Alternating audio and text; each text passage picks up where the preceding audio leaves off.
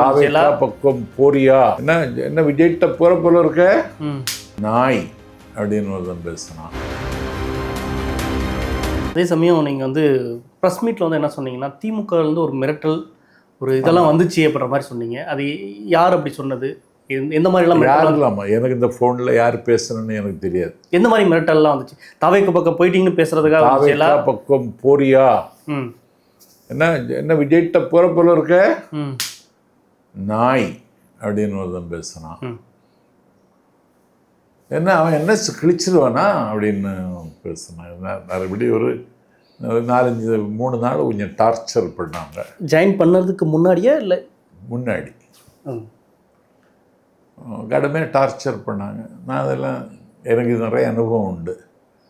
நான் எல்லாத்தையும் அப்படி சரி அந்த ஃபோன் அதை அப்படி இந்த நாஞ்சில் சம்பத்தா அப்படின்னு கேட்டோடனே நான் ஆஃப் பண்ணிவிடுவேன். அப்படி போய் சேர்ந்து இப்போ கரை சேர்ந்தாச்சு. அவ்வளோ.